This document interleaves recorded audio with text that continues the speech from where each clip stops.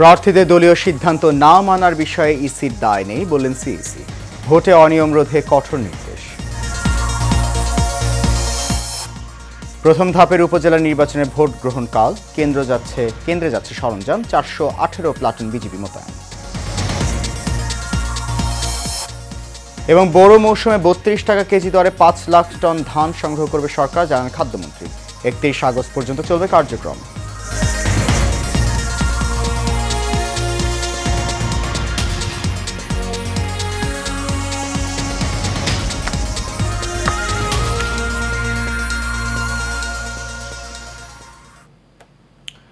সবাইকে স্বাগত জানাচ্ছি এশিয়ান নিউজে। আপনাদের সাথে আছি আমি সৈয়দ মাহিউজ্জামান মুখর। শুনছিলেন বিআরবি কেবল ইন্ডাস্ট্রি সিস্টেমের সংবাদ শিরোনাম। যাচ্ছি পুরো খবরে। পরিবেশ উন্নয়ন, চতুর্থ শিল্প বিপ্লব, জলবায়ুর পরিবর্তন আর তার বিরূপ প্রভাব মোকাবেলায় উপযোগী অবকাঠামো নির্মাণে এবং খাদ্য ও জ্বালানি নিরাপত্তা অর্জনে প্রকৌশলীদের আরও কার্যকর ভূমিকা পালন করতে হবে বলে মন্তব্য করেছেন প্রধানমন্ত্রী শেখ হাসিনা। আজ ইঞ্জিনিয়ার্স ইনস্টিটিউশন বাংলাদেশের ৭৬তম প্রতিষ্ঠা বার্ষিকী ও ইঞ্জিনিয়ার্স ডে উপলক্ষে দেয়া এক বাণীতে সব কথা বলেন সরকার প্রধান। ২০৪১ সালের মধ্যেই জাতির পিতার স্বপ্নের উন্নত, সমৃদ্ধ, স্মার্ট, সোনার বাংলাদেশ গড়ে তুলতে প্রকৌশলীরা গুরুত্বপূর্ণ ভূমিকা রাখবেন বলেও প্রত্যাশা করেন প্রধানমন্ত্রী। বাণীতে তিনি বলেন, আইইবির ৭৬তম প্রতিষ্ঠা বার্ষিকী উপলক্ষে নেওয়া সব কর্মসূচির সার্বিক সাফল্য কামনা করেন তিনি।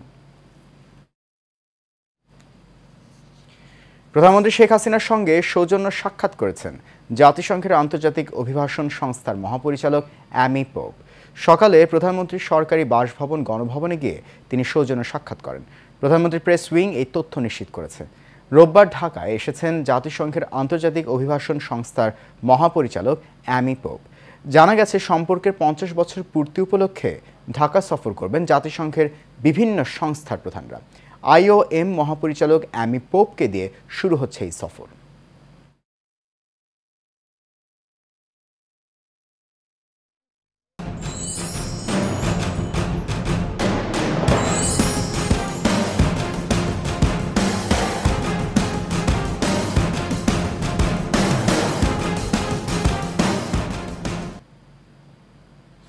এবার উপজেলা নির্বাচনের খবর। প্রধান নির্বাচন কমিশনার কাজী হাবিবুল আওয়াল বলেছেন, মন্ত্রী এমপির স্বজনদের অংশগ্রহণের কারণে কমিশন বেকায়দায় নেই। সকালে নির্বাচন কমিশন কার্যালয়ে সাংবাদিকদের প্রশ্নের জবাবে কথা বলেন তিনি। জানান, প্রথম দফায় উপজেলা পরিষদ নির্বাচন উপলক্ষে সব আয়োজন সম্পন্ন করা হয়েছে। কেউ প্রভাবিত করার চেষ্টা করলে মেনে নেওয়া হবে না। দেখুন এই মিতুর রিপোর্ট। রাজধানীর আগারগাঁও নির্বাচন কমিশন কার্যালয়ে উপজেলা নির্বাচনের প্রস্তুতি নিয়ে সংবাদ সম্মেলনে কথা বলেন প্রধান নির্বাচন কমিশনার কাজী হাবিবুল আওয়াল। এ সময় সাংবাদিকদের প্রশ্নের জবাবে সিইসি বলেন, নির্বাচনে মন্ত্রী এমপির স্বজনদের অংশগ্রহণের কারণে কমিশন বেকায়দায় নেই। কেউ ভোট প্রভাবিত করার চেষ্টা করলে ব্যবস্থা নেওয়া হবে বলেও জানান তিনি।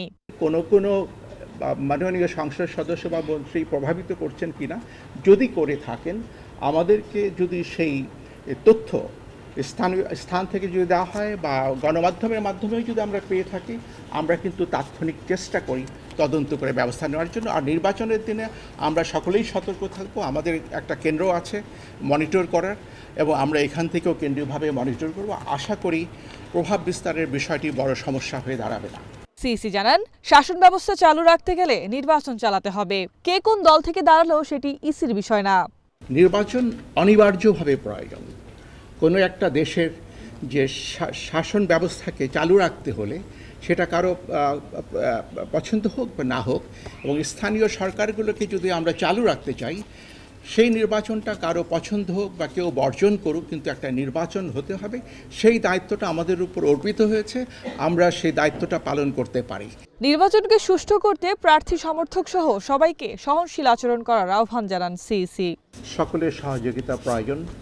শুধু আইনশৃঙ্খলা রক্ষাকারী বাহিনী নয়, যারা প্রার্থী এবং প্রার্থীদের যারা কর্মী, তারা যদি আইনশৃঙ্খলা তারা যদি নিয়ম কানুন প্রতিপালন করেন, তাহলে নির্বাচনটা খুবই সহজ হবে।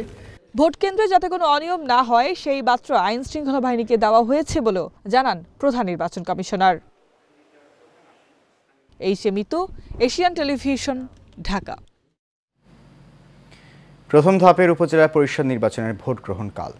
এরই মধ্যে ভোট কেন্দ্রে সরঞ্জাম পাঠানো শুরু হয়েছে। নির্বাচন অবাধ, সুষ্ঠু ও শান্তিপূর্ণভাবে অনুষ্ঠানের লক্ষ্যে আইনশৃঙ্খলা রক্ষায় প্রথম ধাপে 418 প্লাটুন বিজিবি মোতায়েন করা হয়েছে। সকালে বিজিবির জনসংযোগ কর্মকর্তা মোহাম্মদ শরীফুল ইসলাম এ তথ্য জানান। তিনি বলেন, 6 থেকে 10 মে পর্যন্ত নির্বাচনী এলাকায় শান্তি শৃঙ্খলা রক্ষায় বিজিবি মোবাইল ও স্ট্রাইকিং ফোর্স হিসেবে কাজ করবে। প্রয়োজনে আরও কয়েক প্লাটুন প্রস্তুত রাখা হয়েছে। এদিকে একই উদ্দেশ্যে সারা দেশে মোতায়েন করা হয়েছে 1,59,874 জন বাংলাদেশ আনসার ও গ্রাম প্রতিরক্ষা বাহিনীর সদস্য। এদিকে ভোট উপলক্ষে বুধবার 140টি উপজেলায় সাধারণ ছুটি ঘোষণা করেছে সরকার। এবার মোট 4 ধাপের এই নির্বাচনের পরবর্তীতে 3 ধাপের ভোট 23 মে, 29 মে এবং 5 জুন অনুষ্ঠিত হবে।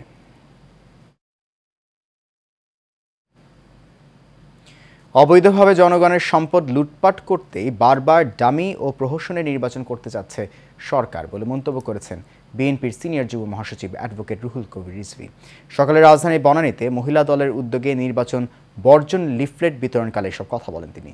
রিজভী আরও বলেন, গণমাধ্যমে ক্ষমতাসীন দলের প্রার্থীদের অবৈধ সম্পদের পাহাড় গড়ার কথা উঠে এসেছে। এতেই বোঝা যায় ক্ষমতাসীনরা দেশের না নিজেদের উন্নয়ন করছে। এ সময় আগামীকালের উপজেলা নির্বাচন জনগণ বর্জন করবে বলেও জানান রিজভী।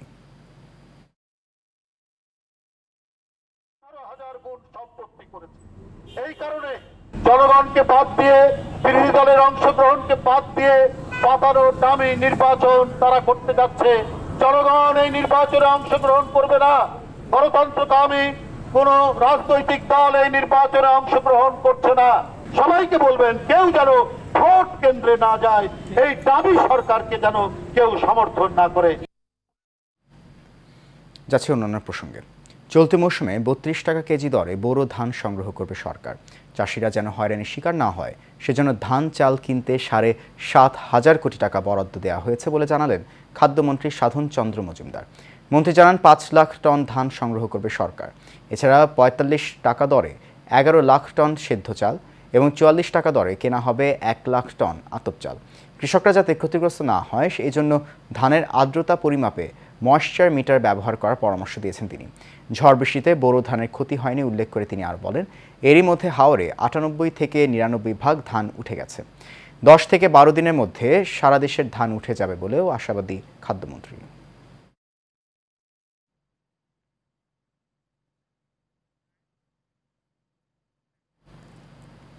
এদিকে সিরাজগঞ্জে শুরু হয়েছে ধান কাটা। সেখানকার সবশেষ খবর নিয়ে এই মুহূর্তে সরাসরি যুক্ত হচ্ছেন সহকর্মী জিন্না ফারুক। সিরাজগঞ্জে এই চলতি মৌসুমে ধানের ফলন কেমন হয়েছে আর চাষিরাও বা কি বলছেন আমাদেরকে জানান।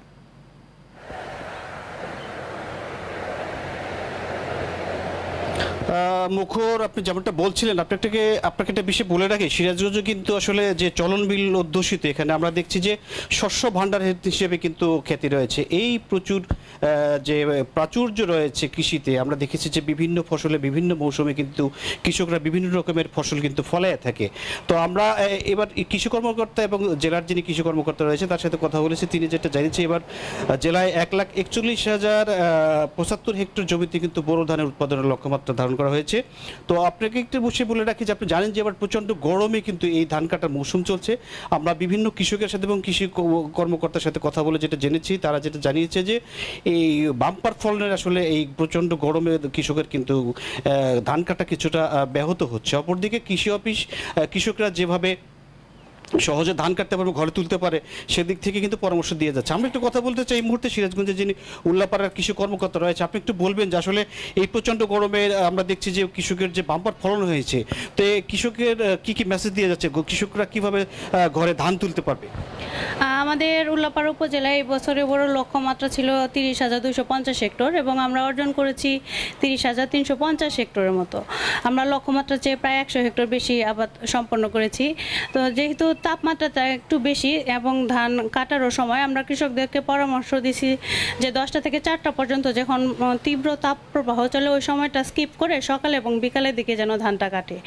এছাড়া যেহেতু এই সময় টেম্পারেচারটা বেশি ছিল, আমরা মাঠ পর্যায়ে জগত উপসহকারী কৃষি কর্মকর্তা আছেন এবং আমরা নিয়মিত কৃষকদের পরামর্শ দিচ্ছি যে জমির সেচটা যেন ঠিকভাবে তারা মেনটেন করে, যার ফলে আবহাওয়া অনুকূলে না থাকলেও কিন্তু কৃষকরা বোরোতে বাম্পার ফলন করতে সক্ষম হয়েছে। এছাড়া আমাদের যে সকল ট্র্যাডিশনাল ভ্যারাইটি ছিল আমরা সেগুলো রিপ্লেস করে নতুন যে সকল ভ্যারাইটি যেমন বৃধান 89, বৃধান 100, 102, 105 এবং বিনাধান 25-এর মতো নতুন ভ্যারাইটিগুলো মাঠে কিন্তু এই বছর আবাদ করেছি। মুখর, আপনি শুনছিলেন যে আসলে আমরা দেখছি যে বিভিন্ন কৃষকের সাথে তারা মাঠ পর্যায়ে কথা বলেছি। আপনি দেখছেন যে আমার পিছনেই কিন্তু কৃষকরা কিন্তু ধান কর্তন করছে। তো তারা যেটা জানিয়েছে যে আবহাওয়া অনুকূলে থাকলে তারা কিন্তু আসলে কাঙ্ক্ষিত যে ফসল সেই ফসল নিয়ে ঘরে থাকতে পারবে বা ঘরে তুলতে পারবে। তো সিরাজগঞ্জ থেকে এই ছিল আমার কাছে বোরোর বাম্পার ফলনের সর্বশেষ অবস্থা। মুখর। ফারুক, আপনাকে ধন্যবাদ। আমাদের সহকর্মী জিন্না ফারুক সিরাজগঞ্জ থেকে জানাচ্ছেন ধান কাটার মৌসুমের সবশেষ তথ্য। যাচ্ছি পরবর্তী প্রসঙ্গে।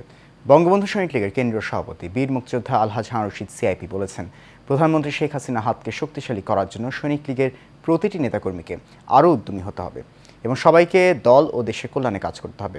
রাজধানীর কয়েকটি থানায় বঙ্গবন্ধু সৈনিক লীগের নতুন কমিটি ঘোষণা উপলক্ষে আয়োজিত অনুষ্ঠানে তিনি এসব কথা বলেন। বিস্তারিত দেখুন রকিব মানিকের রিপোর্টে। রাজধানীর রামপুরা, বাড্ডা, তেজগাঁও শিল্পাঞ্চল থানার বঙ্গবন্ধু সৈনিক লীগের আহ্বায়ক কমিটির ঘোষণা উপলক্ষে এ আয়োজন। রামপুরা থানায় ছাত্রলীগের সাবেক নেতা মোহাম্মদ সাইফুল ইসলামকে আহ্বায়ক করে ৩৭ সদস্যের কমিটি ঘোষণা করেন বঙ্গবন্ধু সৈনিক লীগের কেন্দ্রীয় কমিটির সভাপতি বীর মুক্তিযোদ্ধা আলহাজ হারুন রশিদ সিআইপি। জাতির পিতা শেখ মুজিবুর রহমান তার নামে সংগঠন, মাননীয় প্রধানমন্ত্রীর অন্তরের সংগঠন বঙ্গবন্ধু সৈনিক লীগ। আমরা কিন্তু সংগঠনে যাইয়া কোনো দুর্নীতি, চাঁদাবাজি এবং নিশাখোর তাদেরকে ভালো করার জন্য এই সংগঠন, আর এলাকার গরিব মানুষের সহযোগিতার জন্য সংগঠন। অনুষ্ঠানে বঙ্গবন্ধু কেন্দ্রীয় কমিটির সভাপতি বলেন, জামাত শিবিরের ষড়যন্ত্র থেকে দেশকে বাঁচাতে হবে, এদের বিষয়ে সবাইকে সতর্ক থাকতে হবে। মাননীয় প্রধানমন্ত্রী এই দেশকে যেভাবে এগিয়ে যাচ্ছে, বঙ্গবন্ধু সৈনিক লীগ এগিয়ে যাব ইনশাল্লাহ। আমরা মাননীয় প্রধানমন্ত্রীর হাতকে শক্তিশালী করার জন্য বঙ্গবন্ধু সৈনিক লীগ করছি এবং করব। যতদিন বেঁচে থাকবো বঙ্গবন্ধু সৈনিক লীগকে শক্তিশালী করে আজকে মাননীয় প্রধানমন্ত্রীর হাতকে শক্তিশালী করব। পরে বাড্ডা থানায় মাসুদ রানাকে আহ্বায়ক করে, খিলকেত থানায় ইঞ্জিনিয়ার মঞ্জুর আহমেদকে ও তেজগাঁ শিল্পাঞ্চলে শামসুর রহমান স্বপনকে সভাপতি করে কমিটি দেওয়া হয়। আমাদের ধর্ম হইব মানুষের সেবা, যে যেই ধর্মের হোক তাকে শ্রদ্ধা করব, মানুষকে সেবা করব। মাননীয় প্রধানমন্ত্রী বলছেন কোনো ধর্ম নিয়ে কথা বলতে না করছেন। আমরা চাই আমাদের আগামী দিনগুলোতে জাতির পিতার জন্য আমরা দোয়া করব। আল্লাহ, তুমি তার টঙ্গিপাড়া জন্ম দিয়েছিলে, সেই জন্য আমরা পেয়েছি। এ সময় বঙ্গবন্ধু সৈনিক লীগের ঢাকা মহানগর উত্তরের আহ্বায়ক ইঞ্জিনিয়ার এ.কে.এম. মুজিবুর রহমান, যুগ্ম আহ্বায়ক আব্দুল্লাহ আল মামুন ও মোহাম্মদ শহীদুল ইসলাম সহ বিভিন্ন স্তরের নেতাকর্মীরা উপস্থিত ছিলেন।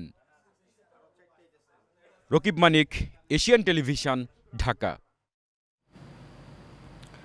রাজধানীর পশ্চিমাঞ্চলের মানুষের জন্য নতুন চমক নিয়ে আসছে বাংলাদেশের আধুনিক রিয়েল এস্টেট ব্যবসার আইকনিক ব্র্যান্ড রূপায়ণ সিটি। মোহাম্মদপুরের ১৬০ ফিট সড়ক সংলগ্ন রূপায়ণ সিটি নিজস্ব তত্ত্বাবধানে নির্মিত হচ্ছে অত্যাধুনিক ও বিশ্বমানের শপিং মল ও কমার্শিয়াল কমপ্লেক্স। রবিবার সন্ধ্যায় রাজধানীর গুলশানের এক অভিজাত লঞ্চে এই সংক্রান্ত এক চুক্তি স্বাক্ষরিত হয়। আড়ম্বরপূর্ণ এই অনুষ্ঠানে রূপায়ণ সিটির পক্ষে রূপায়ণ গ্রুপের কো চেয়ারম্যান মাহির আলী খান রাতুল, রূপায়ণ সিটির প্রধান নির্বাহী কর্মকর্তা এম মাহবুবুর রহমান এবং অপরপক্ষে ইমরান হোসেন ও ইজাজুল ইজাবিল হোসেন ইমন চুক্তিতে সই করেন। দেখুন বাতিন বিপ্লবের রিপোর্ট। জন্মলগ্ন থেকেই দেশের মানুষের জীবনধারার মান উন্নয়নের সংকল্পে আধুনিক উদ্ভাবনী চিন্তাধারাকে লালন করে এগিয়ে চলছে দেশের প্রথম সিটি ব্র্যান্ড রূপায়ণ সিটি। অনন্য সেই চিন্তার ধারাবাহিকতায় রাজধানীর পশ্চিমাঞ্চলের নাগরিকদের কেনাকাটার অভিজ্ঞতাকে এক নতুন মাত্রা দিতে মোহাম্মদপুরের ১৬০ ফিট সড়কের পাশে রূপায়ণ সিটি নির্মাণ করতে যাচ্ছে অত্যাধুনিক ও আন্তর্জাতিক মানের শপিং মল ও কমার্শিয়াল কমপ্লেক্স। রোববার রাজধানীর গুলশানের এক অভিজাত লাউঞ্জে এ সংক্রান্ত একটি চুক্তি স্বাক্ষরিত হয়। আড়ম্বরপূর্ণ এই অনুষ্ঠানে রূপায়ণ সিটির পক্ষে রূপায়ণ গ্রুপের কো চেয়ারম্যান মাহির আলী খান রাতুল ও রূপায়ণ সিটির প্রধান নির্বাহী কর্মকর্তা এম মাহবুবুর রহমান এবং অপরপক্ষে ইমরান হোসেন ও ইজাজুল ইজাবিল হোসেন ইমন চুক্তিতে স্বাক্ষর করেন। রূপায়ণ সিটির এই কালজয়ী উদ্যোগে সম্পৃক্ত হতে পেরে নিজেদের ধন্য মনে করছেন ভূমি মালিকরা। মালিকদের প্রতিনিধি ইমরান হোসেন জানান, নিরাপদ এবং বিশ্বস্ত প্রতিষ্ঠানের খোঁজে বিভিন্ন প্রতিষ্ঠানের কর্মপরিসরে চোখ বুলিয়েছেন তিনি। সবশেষ রূপায়ণ সিটি উত্তরার নান্দনিক পরিবেশ তার স্বপ্নের সাথে মিলে গেছে। আমার সাথে মোটামুটি বাংলাদেশের যে রেপুটেড যে কোম্পানিগুলো আছে তাদের সাথে আমার যে প্লেসটা নিয়ে অনেক কথাবার্তা হয়েছে তাদের সাথে। যখন আমি কথা বললাম, কিন্তু আসলে যখন আমি রূপায়ণ সিটির অর্গানাইজেশনের সাথে কথা বললাম এবং ওনাদের বিভিন্ন প্রজেক্ট, বিশেষ করে উত্তরাতে যে প্রজেক্টটা আছে ওইখানে যাওয়ার পরে, তাদের ওইটা দেখার পরে আমার ভিতর থেকে একটা আসলে অনুভূতি জেগেছে। এ সময় রূপায়ণ সিটির প্রধান নির্বাহী কর্মকর্তা এম মাহবুবুর রহমান বলেন, রূপায়ণ সিটি দেশের সর্বাধুনিক shopping mall Maxus the mall of Bangladesh নির্মাণ কাজ শুরু করেছে রূপায়ণ সিটি উত্তরাতে। তারই ধারাবাহিকতায় আরও একটি অসাধারণ শপিং মল ও কমার্শিয়াল কমপ্লেক্স নিয়ে দেশের আবাসন খাতকে এগিয়ে নিয়ে যেতে চায় রূপায়ণ সিটি। ঢাকা সিটির পশ্চিমে আপনি মোহাম্মদপুর, শ্যামলী, লালমাটিয়া একটা বিশাল জনগোষ্ঠীর বসবাস, কিন্তু আমরা দেখলাম ওখানে প্রপার কোনো শপিং মল কিংবা কমার্শিয়াল কমপ্লেক্স ওখানে গড়ে ওঠেনি, যেখানে এত বড় জনগোষ্ঠী, ইভেন কি আপনার কেরানীগঞ্জের অনেক লোকজন এখান থেকে মুভমেন্ট করে, তাদের প্রপার শপিং কিংবা এন্টারটেনমেন্ট নেসেসিটির অ্যাকচুয়ালি ফুলফিল করার মতো কোনো ধরনের স্থাপনা ওখানে কেউ করে উঠে নাই। তো ওই রেসপন্সিবিলিটির দিক থেকে চিন্তা করেই একটা বড় প্রজেক্ট হাতে নিয়েছি, যেটা মাল্টি স্টোরিড শপিং মল কাম কমার্শিয়াল কমপ্লেক্স, খুব আইকনিক একটা প্রজেক্ট আমরা ওখানে তৈরি করতে যাচ্ছি। এইটা আমাদের রূপায়ণ সিটির নেক্সট স্টেপ হতে যাচ্ছে। দেশের অর্থনৈতিক ও নাগরিক জীবনযাত্রার উন্নয়নে আরও নতুন নতুন উদ্ভাবনী ধারণা নিয়ে এগিয়ে চলার জন্য রূপায়ণ সিটি সর্বদা দায়িত্বশীল এবং অঙ্গীকারাবদ্ধ। চুক্তি স্বাক্ষর অনুষ্ঠানে রূপায়ণ সিটির ব্যবসা উন্নয়ন বিভাগের প্রধান সাজ্জাদ হোসেন সহ অন্যান্য অতিথিরাও উপস্থিত ছিলেন। বাতেন বিপ্লব, এশিয়ান টেলিভিশন, ঢাকা। সংবাদে পর্যায়ে নিচ্ছি বিআরবি কেবল ইন্ডাস্ট্রিজ লিমিটেড বিরতি, ফিরে এসে আলোচনা থাকছে।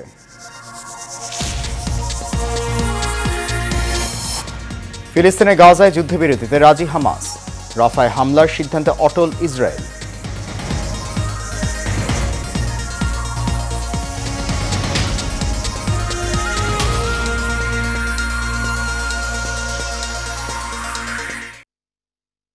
আমি সৈয়দ মাহিউজ্জামান মুখর, আর এই পর্যায়ে থাকছে সারা বাংলা প্রসঙ্গ।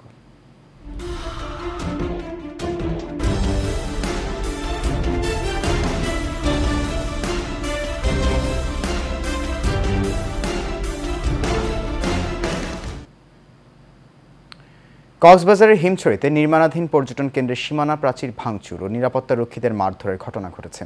এই ঘটনায় রামু থানায় অভিযোগ দায়ের করার পর পুলিশ ঘটনাস্থল পরিদর্শন করেছে। হামলাকারীদের শাস্তির দাবি জানিয়েছে রয়্যাল হেভেন রিসোর্ট কর্তৃপক্ষ। পার্শ্ববর্তী প্রতিষ্ঠানের লোকজন এই হামলা ও ভাঙচুরের ঘটনা ঘটিয়েছে বলেও জানান তারা।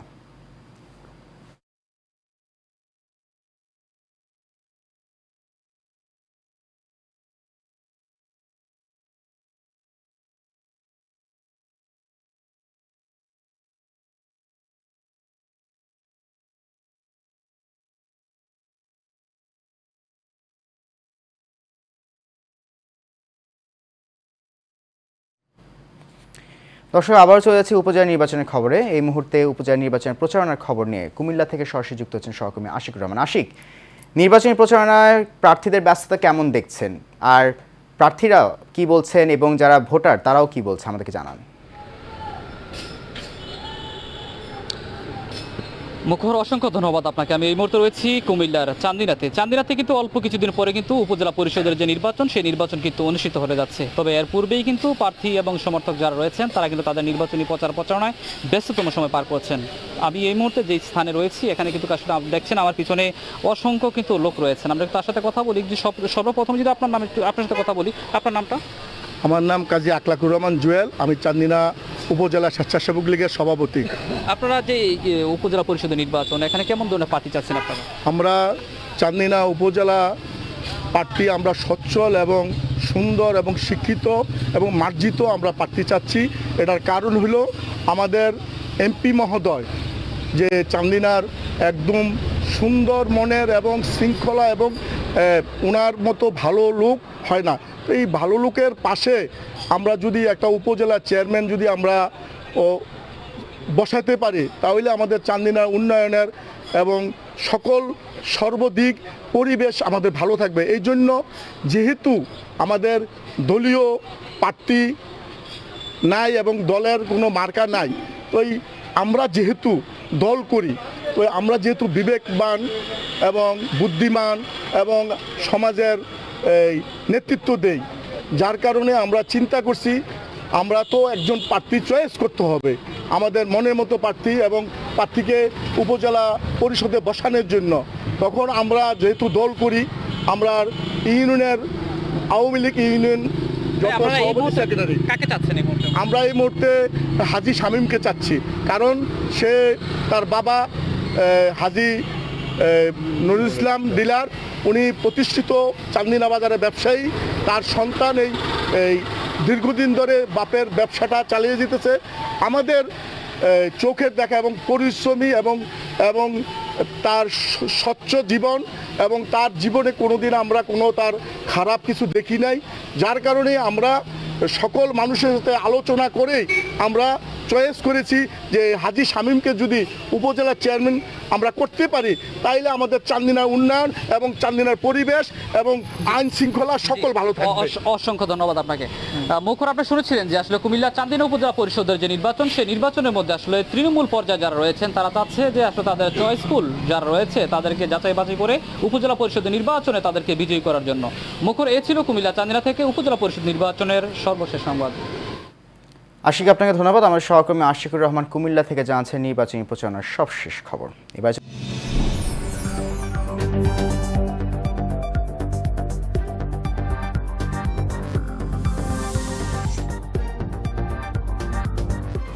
HM Expert B500 CWR স্বাধীনতার সুবর্ণ জয়ন্তীতে নতুন বাংলাদেশ গড়ার প্রত্যয়। HM Steel B500 CWR।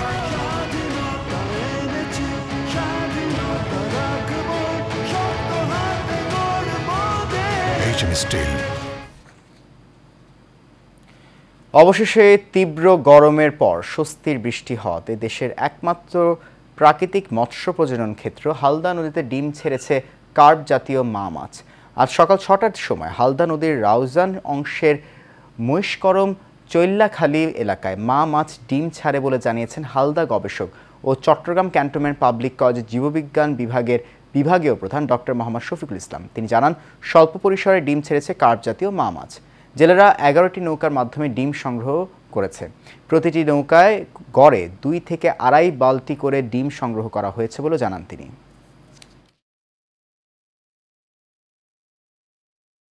তার আগে বিআরবি কেবল ইন্ডাস্ট্রিজ লিমিটেড সংবাদ শিরোনামগুলো জানিয়ে দিচ্ছি আরো একবার।